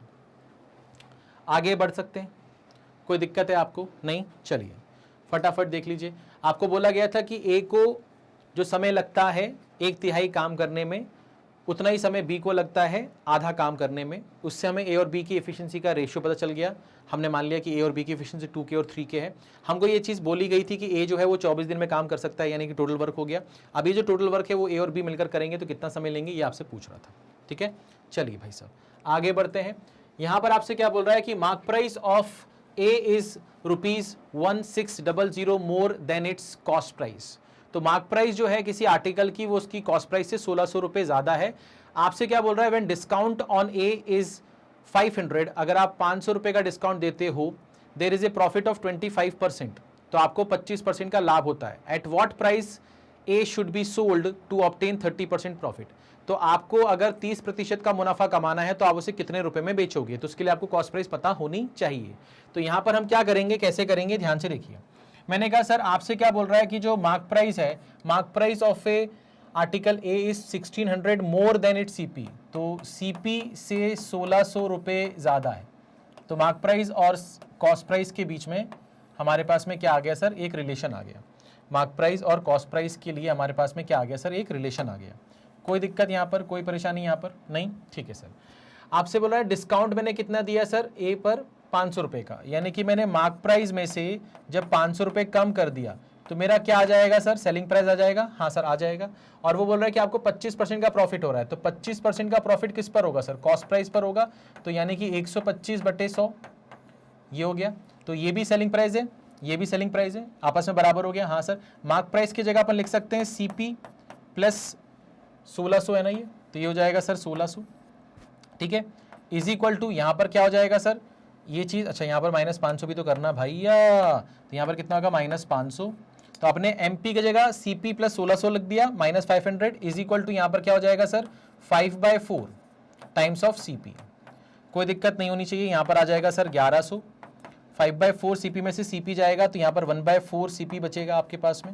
1/4 सीपी यानी कि सीपी आपके पास में आ गया सर 4400। जैसी सीपी आ गया खुशी की लहर दौड़ जानी चाहिए, क्योंकि अब आपको क्या करना है, आपको सिर्फ और सिर्फ बताना है आपको कि सेलिंग प्राइस क्या होगा, है ना, जब आपको 30% का प्रॉफिट हो। यानी कि 4400 इंटू 130/100। तो यहाँ से आपका ये 1 0 कम हो जाएगा, 3 से आपको मल्टीप्लाई करना है, 1 0 लगा दीजिए, 3 4 जा 12 और ये हो जाएगा 13, ठीक है ना। 3 से मल्टीप्लाई कर रहे हैं भाई साहब हम, 13 से करना है, 13 से। तो यहाँ पर अपन ने क्या करना है सर, यहाँ पर आपके पास में 13 इंटू 44 है, ठीक है। तो यहाँ पर कितना हो जाएगा सर 52, ये हो जाएगा सर 52, यहाँ पर आ जाएगा 275, है ना। तो यहाँ पर आ जाएगा सर 572 और 1 0 ये वाला, तो 5720, है ना। अपन 3 से मल्टीप्लाई कर रहे थे, 13 से करना है, ठीक है। तो ये बात समझ में आ गई भैया। आपसे बोला मार्क प्राइस जो है वो कॉस्ट प्राइस से 1600 रुपये ज़्यादा है, लिख लिया। मार्क प्राइस में से जब आप डिस्काउंट हटाओगे तो सेलिंग प्राइस आएगा, और कॉस्ट प्राइस पे जब अपना प्रॉफिट लगाओगे या प्रॉफिट ऐड करोगे तो आपका सेलिंग प्राइस आएगा। ये दोनों आपस में बराबर कर दिए। यहाँ से सॉल्व करके हमें कॉस्ट प्राइस पता चल गया। कॉस्ट प्राइस पे 30% का प्रॉफिट या तो ऐड करके कर लो या तो उसका 130% कर दो, आपके पास में सेलिंग प्राइस आ जाएगा, ठीक है। चलिए सिंपल है, सरल है, आसान है, इजी है। आगे बढ़ेंगे भाई साहब, तेजी से आगे बढ़ेंगे भाई साहब। यहां पर क्या बोल रहा है, the ratio of diameter and height of A right circular cylinder is 4:3। तो आपके पास में एक सिलेंडर है, उसका जो डायमीटर है और जो उसकी हाइट है उसका रेशियो 4:3 दिया गया है। आपसे बोल रहा है कि if diameter of the cylinder gate reduced by 25%, अगर डायमीटर को 25% से कम कर दिया जाए, then it's total surface area, भाई साहब टोटल सर्फेस एरिया सिलेंडर का 2πr+h होता है, अरे बाप रे, then it's total surface area reduced to 318.51 pi square metre, 318.51 pi square metre. अच्छा, तो अगर आप क्या बोल रहे हो, डायमीटर को 25% से रिड्यूस करोगे तो टोटल सरफेस एरिया आपका रिड्यूस हो जाएगा किससे, 318.51 से, 318.51 पाई से। आपसे बोला what is the circumference of the base of the cylinder. तो आपको सर्कमफ्रेंस निकालना है किसका, सिलेंडर का, यानी कि आपको क्या निकालना है सर, 2 पाई आर निकालना है, सीधी सी बात है, 2 पाई आर निकालना है। कैसे करेंगे सर, यहां पर ध्यान से देखिए, आपने बोल दिया सर जो डायमीटर है और जो हाइट है उसका जो रेशियो है वो 4:3 है, तो मैंने इसका जो डायमीटर है उसको मान लिया 4x और जो हाइट है उसको मान लिया 3x। यहां तक मेरे ख्याल से कोई दिक्कत आपको नहीं होनी चाहिए, ठीक है सर। अब मैं अगर आपसे बात करता हूं कि भैया अगर मैं इसके हिसाब से इसका टोटल सरफेस एरिया निकालने की कोशिश करूं तो आप बोलोगे सर 2 पाई आर, आर कितना होगा सर 2x, है ना, 2 पाई आर, और फिर ब्रैकेट के अंदर क्या होगा सर आर प्लस एच यानी कि 3x। तो ये 2 pi R, R plus H, ये आपका पहले जो था वो आ चुका है टोटल सरफेस एरिया। फिर आप क्या कर रहे हो सर, रिड्यूस कर रहे हो कितने परसेंट से, 25% से, किसको, डायमीटर को। अगर डायमीटर को 25% यानी कि 1/4 से रिड्यूस करोगे तो इसमें से x कम हो जाएगा, तो आपका डायमीटर हो जाएगा 3x। आपका डायमीटर कितना हो जाएगा सर 3x। अगर आपका न्यू डायमीटर जो होगा, आपका जो न्यू डायमीटर होगा वो 3x होगा, तो उसके हिसाब से रेडियस कितना होगा सर, 3x/2 होगा। हाँ सर, तो इसमें से माइनस करेंगे 2 पाई आर, यहां पर क्या होगा सर 3x/2, 3x/2, और यहां पर क्या होगा sir 3x/2 R plus H, H तो आपके पास में 3x ही है, ठीक है सर। तो मैंने क्या बोला, देखो 2 pi R, R plus H minus 2 pi R, R plus H, इनका जो डिफरेंस है वो सवाल में दिया गया है 318.51 पाई, ये बात याद रखिएगा। अब हम यहां पर क्या कर सकते हैं, यहां से 2 पाई, यहां से 2 पाई कॉमन निकाल सकते हैं। यहां पर कितना हो जाएगा सर, यहां पर हो जाएगा सर 5x और ये हो जाएगा सर 2x यानी कि 10x² हो जाएगा, माइनस यहां पर क्या होगा सर, यहां पर ये मल्टीप्लाई होगा तो 6 और 3 9, 9 इंटू 3 27, 27 का 1/4, 27 का आधा कितना होगा सर 13.5, 13.5 का आधा कितना हो जाएगा सर 6.75, तो ये हो जाएगा सर 6.75 और ये हो जाएगा sir x² is equal to यहाँ पर 318.51 पाई। तो पाई से ये वाला पाई कैंसिल हो जाएगा, हाँ सर। अच्छा 10 में से 3.75 जाएगा, 6.75 जाएगा, 10 में से 6.75 जाएगा तो कितना बचेगा सर 3.25, 3.25 का डबल करेंगे तो 6.5 हो जाएगा, 6.5 x² इज इक्वल टू यहाँ पर क्या आ जाएगा सर 318.51। आपको इसको सॉल्व करना है और यहाँ से आपको x² की वैल्यू निकालनी है, x² की वैल्यू निकालनी, जो कि कितना आएगा सर 49, यानी कि x की वैल्यू कितनी आएगी सर 7। जैसे ही आपके पास में x की वैल्यू 7 आएगी, आपका जो रेडियस था वो 2x था और आपकी जो हाइट थी वो 3x थी, तो यहाँ से ये 14 आ जाएगा और यहाँ से ये 21 आ जाएगा। आपको निकालना क्या सर, सर्कमफ्रेंस निकालना है, यानी कि आपको 2 इंटू पाई, पाई तो पाई की फॉर्म में रहेगा क्योंकि पाई दिया हुआ है यहाँ पर, 2 पाई और r कितना है सर आपके पास में 14 है, तो यहाँ पर कितना हो जाएगा सर ये 28 पाई हो जाएगा। तो आपका जो आंसर आना चाहिए वो 28 पाई आना चाहिए, आपका जो आंसर आना चाहिए वो 28 पाई आना चाहिए, ठीक है। कोई दिक्कत, कोई परेशानी। तो हमें एक सिलेंडर के डायमीटर और उसके हाइट का रेशियो 4:3 दिया था, हमने डायमीटर मान लिया 4x, हाइट मान लिया 3x। फिर वो बोल रहा है कि आप अगर डायमीटर को 25% से कम करोगे तो 25% से इसको कम करोगे यानी कि इसका 1/4 कम करोगे, इसका 1/4 यानी x कम करोगे यानी कि ये बन जाएगा 3x। अब हमको मालूम है कि जो पहले इस डेटा के हिसाब से आपका टोटल सरफेस एरिया आ सकता था वो आ सकता था 2 pi R, R plus H, और अब जो नया डेटा होगा इसके हिसाब से आपका जो सरफेस एरिया आ सकता है, टोटल सरफेस एरिया हो सकता है 2 पाई आर, ये डायमीटर है तो आर इसका आधा हो जाएगा आर प्लस एच। इसमें से जो भी कॉमन है उसको निकाल कर सॉल्व कर लिए, क्योंकि इन दोनों का डिफरेंस हमें पता है, इन दोनों के डिफरेंस की न्यूमेरिकल वैल्यू हमें पता है 318.51 पाई स्क्वायर मीटर। तो इसको जब सॉल्व करके हम आएंगे तो हमें x पता चल जाएगा, जैसे ही x पता चलेगा हमें r और s पता चल जाएगा, बट हमें r की आवश्यकता है क्योंकि हमें सर्कमफ्रेंस निकालना है बेस का, जो कि एक सर्कल होगा, यानी कि 2 पाई r करना है, और आपका आंसर यहाँ पर क्या आ जाएगा सर 28 पाई आ जाएगा, ठीक है। चलिए आगे बढ़ते हैं और नेक्स्ट सवाल की चर्चा करते हैं। अब आपसे क्या बोल रहा है, ए 3 डिजिट नंबर x, एक 3 डिजिट का नंबर है, विच 10th प्लेस डिजिट इज 3, जिसके 10th प्लेस पर जो डिजिट है वो 3 है। If the unit digit and 100 place digit of number x interchange, अब यूनिट प्लेस और जो 100 प्लेस पे जो डिजिट है अगर उसको हम इंटरचेंज कर दें, thus the number formed is 396 more than the previous one. तो जब हम यूनिट और 100 प्लेस को इंटरचेंज करेंगे तो जो नंबर प्राप्त होगा वो पहले के मुकाबले बड़ा होगा और इन दोनों नंबर का जो डिफरेंस होगा वो 396 होगा। आपसे बोल रहा है कि if the sum of unit digit and 100 digit is 14, unit digit पर और 100 डिजिट पे जो नंबर है उसका जो सम है वो 14 है, तो आपसे बोल रहा है कि व्हाट इज द नंबर, यानी कि ओरिजिनल नंबर क्या होगा ये आपको पता लगाना है। तो यहां पर आप क्या करोगे, ध्यान से देखो, आपने बोला जो नंबर होगा वो ABC होगा, नंबर जो होगा वो ABC होगा, ये आपका ओरिजिनल नंबर है जो आपको पता लगाना है, ठीक है, ये आपका ओरिजिनल नंबर है जो आपको पता लगाना है। और इस पे 10th प्लेस पे आपका B है और B की वैल्यू आपको पता है कि वो 3 है, B की जो वैल्यू है वो कितनी है सर, 3 है ना, क्योंकि आपको 10th प्लेस पे जो नंबर है वो पता है कि वो 3 है।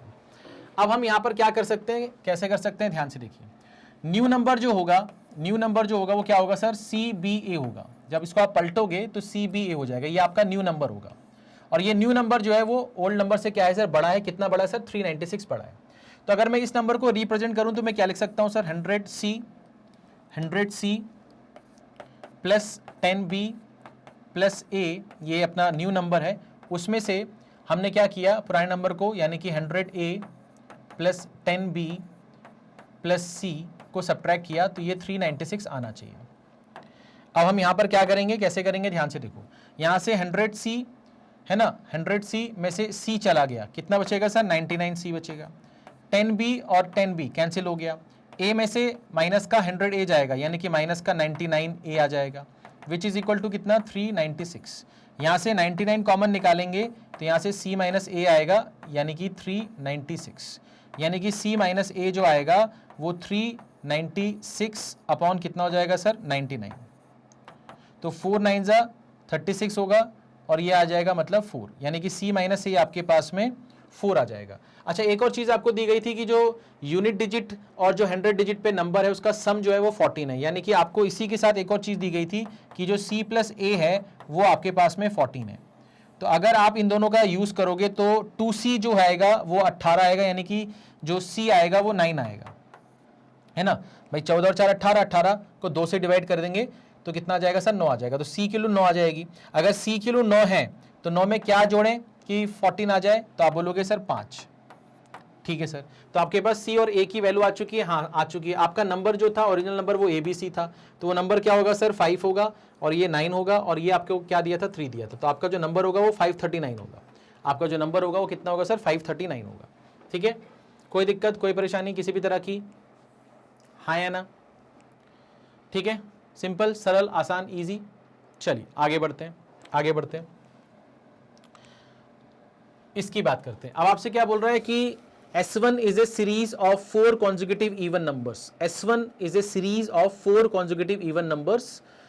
If the sum of reciprocal of first two numbers, है ना, if the sum of reciprocal of first two number of S1 is 11/60, then what is the reciprocal of third highest number of S1? तो आपके पास में एक series है जिसको वो S1 बोल रहा है, उस सीरीज में 4 कॉन्जिक्यूटिव इवन नंबर्स हैं, हर इवन नंबर के बीच में जो गैप होता है वो 2 का होता है। आपसे बोल रहा है कि उसमें जो पहले 2 नंबर हैं, उस 4 कॉन्जिक्यूटिव इवन नंबर्स में जो पहले 2 नंबर हैं उसके रेसिप्रोकल का सम आपके पास है 11/60। आपसे बोल रहा है कि उस 4 नंबर में से जो थर्ड हाईएस्ट है, एक होता है सबसे हाईएस्ट, फिर सेकेंड हाईएस्ट, फिर थर्ड हाईएस्ट, तो आपको थर्ड हाईएस्ट की वैल्यू बतानी है, ठीक है ना। तो क्या करेंगे, थर्ड हाईएस्ट का रेसिप्रोकल बताना है। Then what is the reciprocal of third highest, जो भी थर्ड हाईएस्ट होगा उसका रेसिप्रोकल बताना है। तो क्या करेंगे सर, कैसे करेंगे सर, ध्यान से देखो, आपने नंबर मान लिया x, x+2, x+4 और x+6, ठीक है ना। आपका सबसे हाईएस्ट नंबर ये है, ये सेकंड हाईएस्ट है, ये थर्ड हाईएस्ट है, यानी कि आपको इसका रेसिप्रोकल बताना है, यानी कि आपका जो आंसर होगा वो 1/x+2 होगा। आपका जो आंसर होगा वो 1/x+2 होगा, ये आपको निकालना है, पहली बात ये समझो। फिर बोला जो पहले 2 नंबर हैं उनका जो रेसिप्रोकल है, उसका सम आपको क्या दिया सर, 11/60 दिया। तो अगर हम इसको सॉल्व करेंगे तो यहाँ पर x × x+2 और यहाँ पर क्या आ जाएगा सर, 2x+2 = 11/60, ठीक है सर, कोई दिक्कत नहीं, कोई परेशानी नहीं है। अब इसको सॉल्व करना है अपने को, तो यहाँ पर क्या हो जाएगा सर, 120x हो जाएगा, ये 120 हो जाएगा, यहाँ पर क्या हो जाएगा सर, 11x² हो जाएगा, प्लस 22x हो जाएगा, फिर यहाँ पर 11x², यहाँ पर 22x है, यहाँ पर ये 120 इधर आएगा तो माइनस का हो जाएगा, ठीक है ना। तो यानी कि 120 में से 20 गया, ठीक है, कितना बचेगा 100, उसमें से 2 गया यानी कि 98, यानी कि ये 98x हो जाएगा। हाँ सर, उसके बाद फिर ये आएगा तो माइनस का 120 इज इक्वल टू 0, ये चीज़ आपके पास में आएगी। ठीक है, अब यहाँ पर आके थोड़ा सा एक बार चेक कर लेते हैं। तो हमने बोला सर आपके पास में 4 कॉन्जिक्यूटिव इवन नंबर से ले लिया, पहले 2 का रेसिप्रोकल 1/x 1/x प्लस 2, उसका सम 11/60, ठीक है। तो यहाँ पर हो जाएगा 2x प्लस 2 और यहाँ पर हो जाएगा x times of x plus 2 11/60। यहाँ पर कितना हो जाएगा सर 120x और 120 is equal to 11x square और ये हो जाएगा 22x। ठीक है ना, अब यहाँ पर क्या हो जाएगा सर 22 माइनस 120 है ना, 22 माइनस 120। ठीक है सर, ये हो जाएगा और इसको सॉल्व करना है। अब इसको सॉल्व करके आपको यहाँ पर x की कुछ वैल्यूज़ मिलेंगी।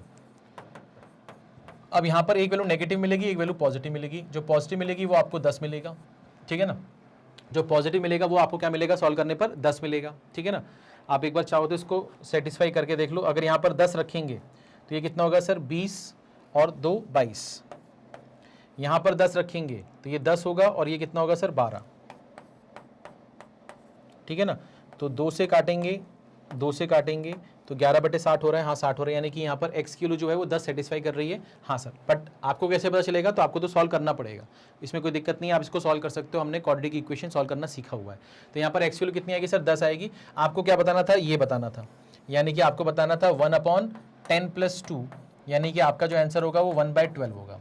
आपका जो आंसर होगा वो क्या होगा सर 1/12 होगा। कोई दिक्कत कोई परेशानी किसी भी तरह की, आपका जो आंसर होगा वो क्या होगा सर 1/12 होगा, ठीक है ना। क्योंकि आपको जो थर्ड हाईएस्ट नंबर था उसका रेसिप्रोकल बताना था, ठीक है ना। कोई दिक्कत इसमें, कोई परेशानी इसमें नहीं, सिंपल अप्रोच है। चलिए आगे बढ़ते हैं, फटाफट आगे बढ़ेंगे भाई साहब, फटाफट आगे बढ़ेंगे। एक डीआई में आपको होमवर्क भी देने वाला हूँ, ठीक है ना। एक डीआई में आपको होमवर्क भी देने वाला हूँ, ठीक है। लास्ट डीआई जो होगा वो आपको खुद से करना है। इतने दिनों से मैंने आपको बहुत सारे पेपर सॉल्व करवाए, 21, 20, 19, 18, आज 17 चल रहा है। तो एक डीआई आपको खुद से करना पड़ेगा और मैंने आपको डीआई भी अलग से पढ़ाया है ना, सारी चीज़ें आपको पढ़ाई। तो आपसे एक डीआई तो बनवा के रहूंगा ही रहूंगा। आपसे क्या बोल रहा है sir, A B and C invested in a business in the ratio 6:8, है ना। यहाँ पर 689 भी आएगा, है ना, 689 आएगा। यहाँ पर एक डेटा और आएगा, तो इसको मैं यहाँ पर थोड़ा सा हाईलाइट कर दूँ कि ये जो डेटा आएगा यहाँ पर कि भैया 6:8:9, तो ए बी सी ने जो इन्वेस्टमेंट किया है वो 6:8:9 में किया हुआ है, ठीक है। इसको यहाँ से हटा देते हैं। तो ABC invested in a business in the ratio 6:8:9. B invested for a period whose numerical value is 112.5% of his investment. तो B का जो इन्वेस्टमेंट टाइम है ना, B का जो इन्वेस्टमेंट टाइम है वो उसके इन्वेस्टमेंट के 112.5% के बराबर है। And A and C invested for 1 year, यानी कि A और C ने पूरे साल भर के लिए निवेश किया है। आपसे बोल रहा है कि profit of B eight the end of year is 16750। अगर साल के अंत में बी का जो मुनाफा है वो 16750 है, तो आपसे बोल रहा है कि सी का शेयर क्या होगा। तो कैसे करेंगे सर, इस सवाल को ध्यान से देखिए। तो मैं यहाँ पर बोलूँगा सर, यहाँ पर 3 लोग हैं ए बी सी, इनका जो इन्वेस्टमेंट रेशियो है वो 6, 8 और 9 है, 6, 8 और 9 है। अच्छा, यहाँ पर इन्होंने साल भर के लिए निवेश किया है और इसने जो निवेश किया है वो अपने इन्वेस्टमेंट का 112.5% है। 112.5% का मतलब क्या होता है सर, 112.5% का मतलब क्या होता है सर, ये होता है सर 100% प्लस 12.5%। अब 100% जो होता है, 100% जो होता है वो क्या होता है सर 1, और 12.5 क्या होता है सर 1/8। ये कितना होगा सर 9/8। यानी कि यहाँ पर आपका जो 112.5% है वो एक्चुअली में 9/8 है, 9/8 ऑफ इन्वेस्टमेंट। तो यहाँ से जो टाइम आएगा वो 9 आएगा, तो यहाँ पर आप क्या लिखोगे सर 9 लिखोगे, ठीक है। कोई दिक्कत कोई परेशानी किसी भी तरह की, हाँ या ना, पक्का क्लियर है, ठीक है सर। अब यहाँ पर आप क्या कर सकते हो, 3 4 जा 3 3 जा 3 4 जा, यहाँ पर कितना होगा सर 24, यहाँ पर कितना होगा सर 24 और यहाँ पर कितना होगा सर 36। अगर हम इसको 12 से डिवाइड कर दें तो ये 2 2 और 3 आ जाएगा, ये चीज़ आपके पास में आ जाएगी। अब यहाँ पर आपसे क्या बोल रहा है कि if the profit of B at the end of year is 16750, यानी कि आपको 2 की वैल्यू दी गई है और आपसे C किलो मांग रहा है, यानी कि 3 किलो मांग रहा है। तो आप यहाँ पर क्या कर सकते हो, ध्यान से देखो। अब आप यहाँ पर ये बोल सकते हो कि सर 2 की जो वैल्यू है वो 16750 है, तो बताओ 3 की वैल्यू कितनी होगी, यानी कि 3/2 टाइम्स ऑफ 16750, ये आपको करना है, ठीक है ना। तो यहाँ पर आप क्या करने वाले हो, ध्यान से देखो, यहाँ पर आप लिखोगे 2 8 ज़ा 16, 2 3 ज़ा 6, 2 7 ज़ा 14 और 2 5 ज़ा 10। ठीक है सर, यहाँ पर 3 5 ज़ा 15 हो जाएगा, 21 का 22 हो जाएगा, 11 हो जाएगा, ये 25 हो जाएगा। तो 25 125, 25 125 यानी कि डी ऑप्शन। ठीक है, यानी कि डी ऑप्शन। तो यहाँ पर आपका सी का जो प्रॉफिट शेयर है वो 25125 है ना, बी का आपको प्रॉफिट शेयर दिया गया था। तो सवाल कठिन नहीं था, है ना, सवाल कठिन नहीं था, सिंपल सवाल था, बस आपको, है ना, सही तरीके से शांत मन से पेपर को अटेम्प्ट करना है। ठीक है, सवाल जो भी आएंगे उसके लिए जो भी बेसिक रिक्वायर्ड है वो सब कुछ आपको पढ़ाया गया होगा, चाहे वो मैंने पढ़ाया हो या किसी भी फैकल्टी ने पढ़ाया हो, सब ने आपको पढ़ाया होगा। आप जहां भी पढ़ रहे हैं सब अच्छा पढ़ा रहे हैं। ठीक है, बस आपने जो पढ़ा है उस पर विश्वास रखो और जो आप पढ़ रहे हो उसको अच्छे से पढ़ो, समझो, है ना। अगर आप जो पढ़ रहे हो उस पर आपको खुद ही विश्वास नहीं है तो फिर दिक्कत हो जाएगी। ठीक है ना, कई बार ऐसा होता है ना कि बहुत सारे बच्चे बहुत कुछ पढ़ लेते हैं बट उनको लगता है कि नहीं बहुत कम पढ़ा है, पता नहीं इसमें से आएगा कि नहीं आएगा, तो आपको विश्वास ही नहीं है। तो जब तक आपको विश्वास नहीं होगा तब तक आपको उसका रिजल्ट नहीं मिलेगा। ठीक है ना, चलिए आगे बढ़ते हैं। यहां पर क्या बोल रहा है, ए boat cover 18 kilometre down stream in 3 hours. अच्छा, तो 18 किलोमीटर यानी कि डिस्टेंस पता है, टाइम पता है, डाउन स्ट्रीम बोल रहा है यानी कि B+S आ जाएगा यहाँ पर। ठीक है ना, ठीक है। If speed of current is इतना of its downstream speed, यानी कि आपका करंट और डाउन स्ट्रीम स्पीड के बीच में एक रिलेशन दिया है। तो आपसे क्या बोल रहा है कि भैया 100 किलोमीटर अप स्ट्रीम जाने में कितना समय लगेगा। ठीक है, ये बताना है आपको। तो कैसे करेंगे, कैसे करेंगे, ध्यान से देखो कैसे करेंगे। तो मैं यहां पर ये बोलूंगा, सर एक चीज मुझे बताओ, ये 18 किलोमीटर का डिस्टेंस मैंने ट्रेवल किया, इसको ट्रेवल करने में मुझे 3 घंटे लग गए, डाउन स्ट्रीम में था, तो ये B+S होगा, यानी कि ये कितना आ जाएगा सर, 6 किलोमीटर पर आवर, ये B+S आ जाएगा। उसके बाद फिर आपसे बोल रहा है कि जो S है ना, स्पीड ऑफ स्ट्रीम है, वो 33 1/3% ऑफ डाउन स्ट्रीम स्पीड है, यानी कि 1/3 ऑफ B+S है, B+S है। ठीक है ना, यानी कि B+S जो है वो 3S के बराबर है, यानी B जो है वो 2S के बराबर है। अगर B 2S के बराबर यहाँ रख देंगे तो 2S और S कितना हो जाएगा सर, 3S हो जाएगा। 3S अगर 6 के बराबर है तो S जो होगा वो 2 के बराबर होगा, तो B जो होगा वो 4 के बराबर होगा। क्या ये बात समझ में आ रही है? फटाफट 2S और S, 3S यानी S2 तो B 4 हो गया, तो ये अपन ने निकाल लिया। उसके बाद क्या बोल रहे हैं, 100 kilometre up stream, 100 kilometre up stream जा रहे हैं आप। अप स्ट्रीम में आपकी स्पीड क्या होगी सर, B-S होगी, यानी कि 2 होगी। तो आपको जो टाइम लगेगा वो क्या लगेगा सर, 50 आवर्स। आपको जो टाइम लगेगा वो कितना लगेगा सर, 50 आवर्स। कोई दिक्कत नहीं होनी चाहिए। ठीक है, फटाफट करेंगे भाई साहब, फटाफट। ठीक है, चलिए आगे बढ़ते हैं भाई साहब, आगे बढ़ते हैं। इसमें कोई दिक्कत तो नहीं है, कोई परेशानी तो नहीं है? ठीक है ना, चलिए आगे बढ़ते हैं। अब यहां पर आ जाते हैं, आपसे क्या बोला, ratio of cost price to selling price of an article is 5:6। If 20% discount is offered on mark price of article, then mark price is what percentage more than cost price. तो आपसे क्या बोल रहा है भैया कि कॉस्ट प्राइस और selling price का जो रेशियो है वो इतना है आपके पास में। अगर आप 20% डिस्काउंट देते हो, है ना, ये आपको एक कंडीशन दे दी, तो आपसे बोल रहा है कि भैया मार्क प्राइस कॉस्ट प्राइस से कितने प्रतिशत ज्यादा है या बढ़ा के रखा है ना, then mark price is what percentage more than cost price. ठीक है, मार्कअप परसेंटेज बताना है बस। तो यहां पर अपन बोलेंगे सर सीपी और एसपी, है ना, कॉस्ट प्राइस और सेलिंग प्राइस का रेशियो कितना है सर, 5:6 है। तो हमने इसको क्या मान लिया, इसको मान लिया 5x, इसको मान लिया सर 6x। यहां तक मेरे ख्याल से कोई दिक्कत होनी नहीं चाहिए। हमने मार्क प्राइस मान लिया सर y, हमने मार्क प्राइस कितना मान लिया सर y। ठीक है सर, अब मार्क प्राइस अगर आपका y है और आप इस पे 20% डिस्काउंट दे रहे हो, इसका मतलब आप 80% पर बेच रहे हो। हाँ सर, तो ये आपका क्या आ जाएगा सर, सेलिंग प्राइस आ जाएगा। सेलिंग प्राइस आपका कितना है सर, सेलिंग प्राइस तो आपका 6x है। तो इससे क्या फायदा हुआ सर, इससे आपको y और x में एक रिलेशन मिल जाएगा।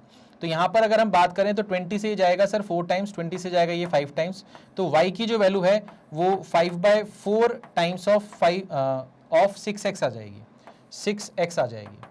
तो यानी कि ये 30/4 यानी कि ये 7.5 हो जाएगा, 7.5x हो जाएगा, यानी y जो है वो 7.5x आ गया। तो आपका मार्क प्राइस जो है वो 7.5x है और आपका जो कॉस्ट प्राइस है वो आपके पास में 5x है। तो ये इससे कितना ज़्यादा है, मैंने कहा 2.5 ज़्यादा है।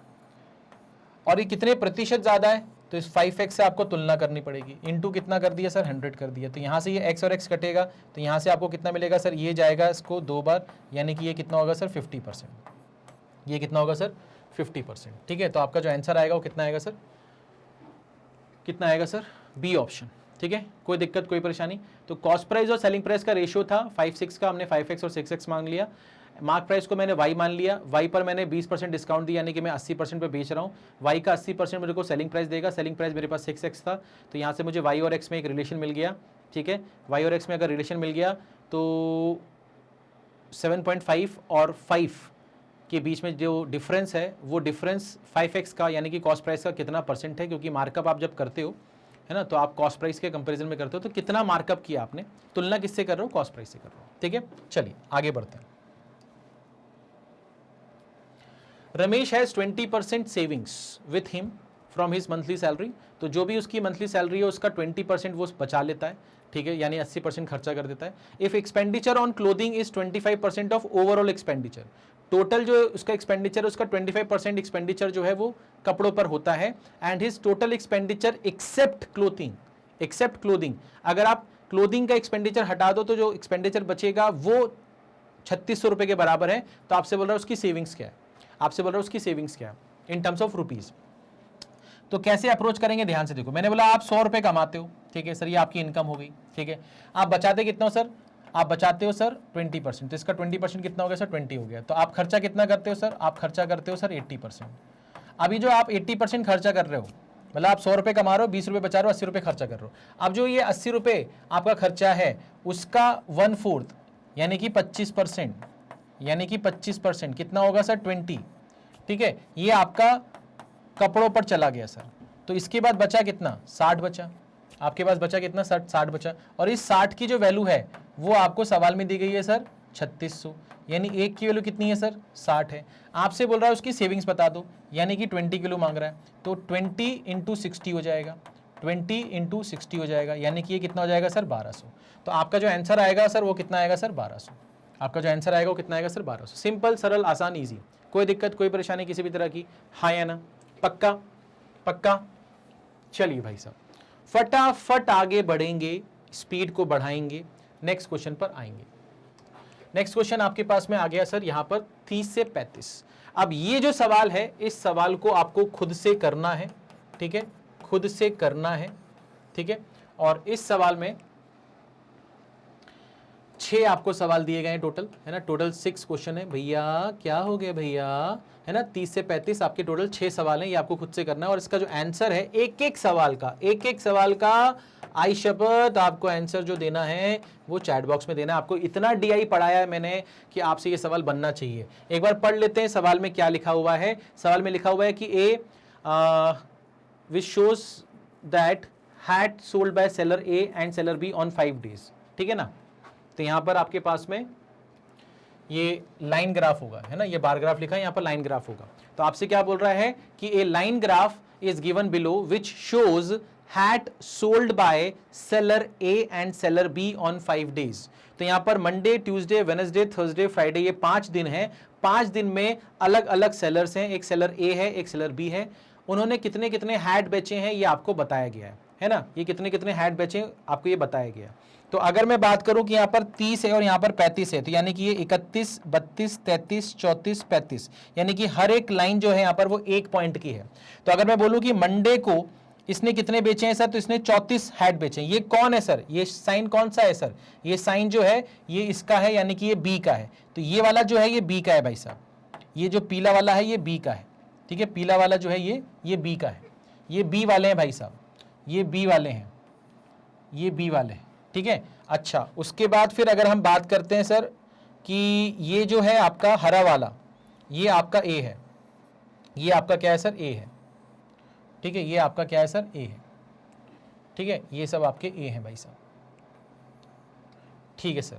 तो अगर हम बात करते हैं सर, अगर हम बात करते हैं किसके बारे में सर, किसके बारे में, पीले वाले के बारे में। पीला वाला जो है वो हमारा बी है ना। तो अगर हम बी के बारे में बात करते हैं तो बी ने यहाँ पर कितना बेचा है सर, यहाँ पर बेचा है सर 34, ठीक है।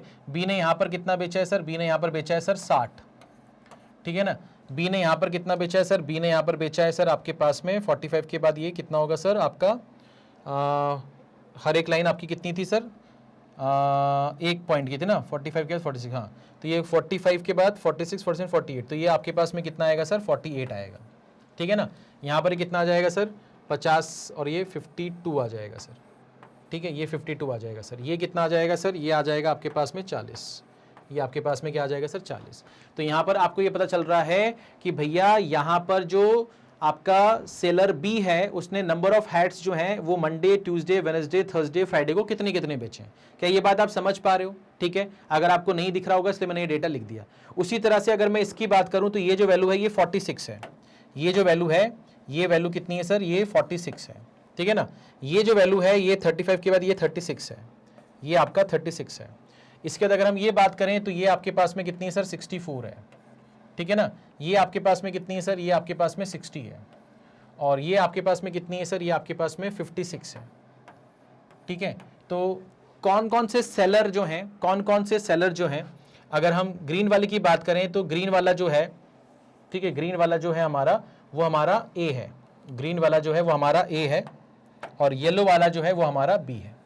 ठीक है, तो आप यहाँ से डेटा उठा सकते हो, डेटा उठा सकते हो कि भैया सेलर ए ने अलग अलग दिन में कितने हैट बेचे, सेलर बी ने अलग अलग दिन में कितने हैट बेचे, ये हमको यहाँ से पता चल जाएगा। ठीक है, अच्छा अगर ये पता चल चुका है इसका स्क्रीनशॉट ले लो आप। ठीक है, ये पता चल चुका है। अब यहाँ से अगर इसको मैं यहाँ से हटा दूँ तो आपसे क्या क्या पूछा है भैया, देख लो एक बार। आपसे बोला गया है कि total number of hats, screenshot लेते रहना, total number of hats sold by A and B together on Wednesday. तो वेडनेसडे को ए और बी ने जितने भी, वेडनेसडे को जाओ, ए और बी ने जितने भी हैट बेचे हैं is how much percentage more then the number of hat sold by A and B on Tuesday. तो आपको ए और बी पे कॉन्सेंट्रेट करना है। हाँ सर, ए और बी पे कॉन्सेंट्रेट करना है। एक बार देखना है वेडनेसडे को और एक बार देखना है किसको, ट्यूसडे को। तो आपसे बोला ये जो डेटा है ये इस डेटा से कितना प्रतिशत ज्यादा है ना। Total number of hats sold by A and B together on Wednesday is how much percentage more than the number of hats sold by A and B together on Tuesday। Simple सी बात है, निकाल लेंगे, हमने वो तो निकाल ही लिया था। ठीक है सर, डेटा तो हमारे पास है ही। ठीक है सर, कर लेंगे इसको। नेक्स्ट क्वेश्चन क्या बोल रहा है, if number of hat sold on Friday by A, तो ए ने फ्राइडे को जो हैट सोल्ड किए हैं इज इंक्रीज बाय 14.7%, यानी कि 1/7 से ये अगर इंक्रीज हो जाए, then what will be the average number of hats sold on Monday, Wednesday and Friday by A. तो फिर मंडे, वेडनेसडे और फ्राइडे को जितने भी आपने हैट बेचे हैं उसका क्या बताना है, एवरेज बताना है। तो होगा क्या कि मंडे और वेडनेसडे का तो वही होगा जो यहाँ पर ग्राफ पे दिख रहा है, बस फ्राइडे को जितना था उसको 1/7 से इंक्रीज कर देना, तो फिर फ्राइडे का डेटा आ जाएगा नया वाला। इन तीनों को ऐड करके इसको 3 से डिवाइड करना है। 3 से क्यों डिवाइड करना है सर, क्योंकि यहाँ पर एवरेज बोला है, यहाँ पर क्या बोला है, एवरेज बोला है। ठीक है सर, समझ में आ गया, कर लेंगे, स्क्रीनशॉट लेते रहना भैया। ठीक है भैया, कोई दिक्कत कोई परेशानी नहीं। चलिए आगे बढ़ते हैं। अब अपन बात करते हैं इस सवाल की। आपसे क्या बोला, find the number of hat sold on Saturday by A and B together.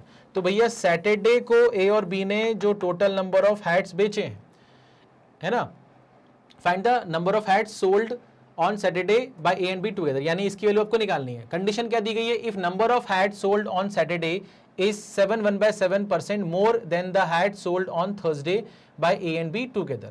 तो आपसे क्या बोला, if number of hats sold on Saturday, Saturday को जो आपका, अच्छा यहाँ पर सैटरडे है नहीं, यहाँ पर सिर्फ मंडे से फ्राइडे तक था, तो आपसे सैटरडे को बोल रहा है कि ए और बी ने मिलकर कितने बेचे हैं। अब सैटरडे का कंडीशन दे रहा है कि सैटरडे को जो आपने बेचा है हैट वो थर्सडे को ए और बी ने जितने भी बेचे हैं, थर्सडे को जो ए और बी ने बेचे हैं उससे क्या है सर, 7/7% ज्यादा है। 7/7% का मतलब क्या होता है सर, 7/7% का मतलब क्या होता है सर, ठीक है, क्या होता है सर बताओ, क्या होता है, 1/14 होता है, 1/14 होता है। ठीक है, और ये ज्यादा है, ठीक है, ये ज्यादा है। तो यानी कि अगर आपने उधर टोटल 14 बेचे होंगे तो इधर 15 बेचे होंगे, ऐसा कुछ आपसे बोलना चाह रहा है। ठीक है ना, ऐसा आपसे कुछ बोलना चाह रहा है। तो आपसे क्या बोल रहा है, find the number of hats sold on Saturday by A and B together if number of hats sold on Saturday is 1/7% more, यानी कि 1/14 more than hat sold on Thursday by A and B together. तो Thursday को जाओ, ए और B का total करो, वो जो वैल्यू है वो अगर 14 के बराबर है तो आपको 15 की वैल्यू बतानी है, बस इतना सा काम करना है। ठीक है ना, चलो ये भी हो जाएगा आपसे, मेरे ख्याल से आ जाइए। अब यहां पर हम क्या करेंगे सर, यहां पर देख लेते हैं, what is the difference between the number of hat sold on Monday and Wednesday by B to the number of hat sold on Friday by both A and B. अच्छा, तो आपको क्या करना है सर, मंडे और Wednesday का जो total निकालना है बी का, है ना, what is the difference between the number of hat sold on Monday and Wednesday by B, ठीक है, B to the number of hat sold on Friday by both A and B. तो आपको Friday का देखना है sir, Friday का आपको किसका देखना है सर, ए और बी दोनों का देखना है। तो कोई दिक्कत नहीं, फ्राइडे को जाएंगे, दोनों ने कितना बेचा, मंडे और वेडनेसडे को जाएंगे, बी ने कितना कितना बेचा, उसका डिफरेंस निकालना है। ये साइन क्यों बनाता हूं सर, क्योंकि बड़ा माइनस छोटा करना पड़ता है, मुझे मालूम नहीं कौन बड़ा कौन छोटा है, तो जो भी बड़ी वैल्यू होगी जो भी छोटी वैल्यू होगी उसका डिफरेंस बताना और कुछ नहीं बताना। कर लोगे आराम से कर लोगे भाई साहब। आगे बढ़ते हैं, यहां पर क्या बोल रहा है, ए sold 80% defective hat on Thursday and be sold 75% defective hat on same day. तो भैया किसकी बात हो रही है, थर्सडे की बात हो रही है। तो थर्सडे को जाओ, ए ने कितने बेचे हैं देख लो, उसका 80% डिफेक्टिव है यानी 20% नॉन डिफेक्टिव है। फिर बी को देखो, उसने जितने भी बेचे हैं थर्सडे को उसका 75% डिफेक्टिव है यानी कि 25% नॉन डिफेक्टिव है। आपसे बोल रहा है then find the number of hat sold by A and B on Thursday that are not defected, यानी कि आपने जो उधर 20% और इधर जो 25% निकाला है उसका टोटल आपसे पूछ रहा है बस, और कुछ नहीं पूछ रहा, ठीक है ना। थर्सडे को जाओ, थर्सडे को ए ने कितना बेचा, बी ने कितना बेचा वो पता चल जाएगा। अब ए ने जितना भी बेचा है थर्सडे को उसका 80% डिफेक्टिव है तो उसका 20% नॉन डिफेक्टिव होगा। बी ने जो बेचा उसका 75% डिफेक्टिव है तो 25% नॉन डिफेक्टिव होगा। ये जो 20% और ये जो 75% निकाला है आपने, इसका टोटल कर दो, आपका आंसर आ जाएगा, ठीक है। चलिए आगे बढ़ते हैं, यहां पर देख लो, find the ratio of number between hats sold by A on Tuesday and Friday together to number of hats sold by B on same day। अच्छा, तो आपको A पर जाना है, आपको B पर जाना है, आपको ट्यूसडे और फ्राइडे देखना है, यहाँ भी ट्यूसडे और फ्राइडे देखना है, आपको इसका रेशियो निकालना है ना। Find the ratio of number of hats between sold by A on Tuesday and Friday together to number of hats sold by B on same day। तो ए ने नंबर ऑफ हैट्स जो बेचे हैं Tuesday और Friday को मिलाकर, B ने जो नंबर ऑफ हैट्स बेचे हैं ट्यूसडे और फ्राइडे को मिलाकर, उसका रेशियो बताना है। सिंपल है, आपको मिल जाएगा चार्ट से, इसमें कोई दिक्कत आपको होनी नहीं चाहिए, ठीक है ना। चलिए आगे बढ़ते हैं, और आज का सेशन यहीं पर हमारा खत्म होता है। मैं उम्मीद करता हूं कि आपको जो कुछ भी पढ़ाया गया है, समझाया गया है, सिखाया गया है वो आपको समझ में आया होगा, मज़ा आया होगा, आपने कुछ ना कुछ ज़रूर सीखा होगा, ठीक है। आज हमारी इस सीरीज़ का आज हमारा लास्ट क्लास था और मैं उम्मीद करूंगा कि हमने प्रॉपर तरीके से आपको हर एक चैप्टर पढ़ाने की कोशिश की है। जितना बेटर कर सकते थे, जितना बेस्ट कर सकते थे, इन दिनों में हमने कोशिश की है। और हमने पहले हर एक टॉपिक पर ध्यान दिया, उसके बाद फिर हमने मॉक लगाया, उसके बाद फिर हमने PYP किए, तो हमने काफ़ी मेहनत की है। तो अगर आपको हमारी मेहनत जो है वो पसंद आई तो प्लीज़ हमें कमेंट करके बताइएगा, ठीक है। और इस वीडियो को लाइक करके हमें जताइएगा कि आपको वीडियो कैसा लगा। साथ ही साथ आप हमें कमेंट करके बता सकते हैं कि आपको वे ऑफ टीचिंग कंटेंट कैसा लगता है, आपकी कोई एक्सपेक्टेशन है तो वो भी आप बता सकते हैं कि आप हमसे आगे क्या क्या चाहते हैं। कोई चैप्टर होगा या किसी एग्ज़ाम की आप तैयारी कर रहे हैं उसके बारे में आप चाहते हैं बात करना तो वो कर सकते हैं। और अगर आप कोई भी वीडियो हमारा देखते हैं और वहाँ पर आपको कोई भी डाउट आता है तो आप उसका कमेंट करके पूछ सकते हैं कि सर ये चीज़ यहाँ पर समझ में नहीं आई इस क्वेश्चन में, इस स्टेप में, तो हम एज सुन एज पॉसिबल आपको वहाँ पर रिवर्ट करेंगे, बताएंगे, है ना, आपके प्रॉब्लम का सोल्यूशन। तो अगर सेशन अच्छा लगा तो प्लीज़ लाइक कीजिएगा, शेयर कीजिएगा, और चैनल को अगर अभी तक सब्सक्राइब नहीं किया है तो कर लो। आगे आपके लिए हम बहुत कुछ लाने वाले हैं। अपना ख्याल रखो। Thank you so much.